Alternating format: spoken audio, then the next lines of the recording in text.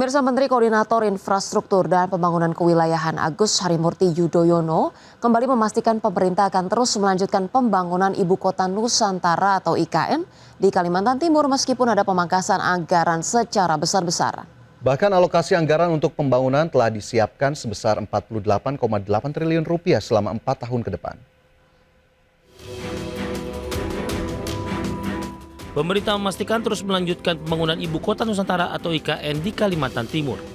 Meskipun di tengah instruksi pemangkasan anggaran belanja secara besar-besaran di kementerian dan lembaga, Menteri Koordinator Bidang Infrastruktur dan Pembangunan Kewilayahan Agus Harimurti Yudhoyono menegaskan pembangunan IKN terus berjalan.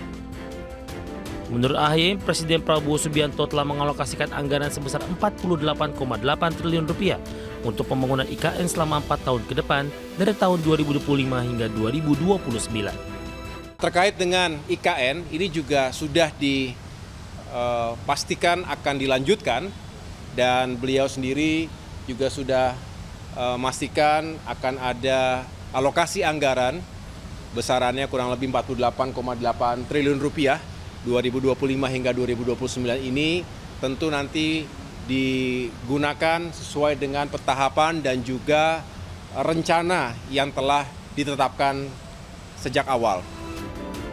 AHY menambahkan pembangunan IKN di era Presiden Prabowo ini akan fokus pada kawasan legislatif seperti kompleks DPR dan kantor lembaga yudikatif. Sedangkan untuk pembangunan kawasan eksekutif seperti Istana Garuda dipastikan sudah selesai. Dari Jakarta, Adex Channel. Sementara itu, Otorita Ibu Kota Nusantara mengungkapkan bahwa Presiden Prabowo Subianto telah menyetujui desain gedung legislatif di Komplek IKN.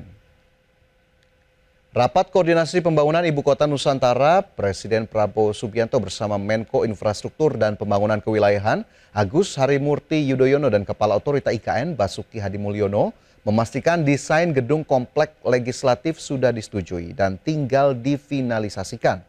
Kepala OIKN Basuki Hadimulyono menyebutkan rapat yang dihadiri tim desain atau tim penguatan basic design telah memutuskan untuk merancang pembangunan kawasan inti pusat pemerintahan yang fokus terhadap pembangunan kawasan legislatif dan yudikatif yang ditargetkan selama 4 tahun. Tadi memang setelah selesai yang direview desain itu yang direview adalah desainnya. Desain bangunan legislatif yang terutama untuk sidang kabinet, sidang paripurnanya dan sudah disetujui oleh Bapak Presiden bentuknya, sekarang sedang mau difinalkan dan kami akan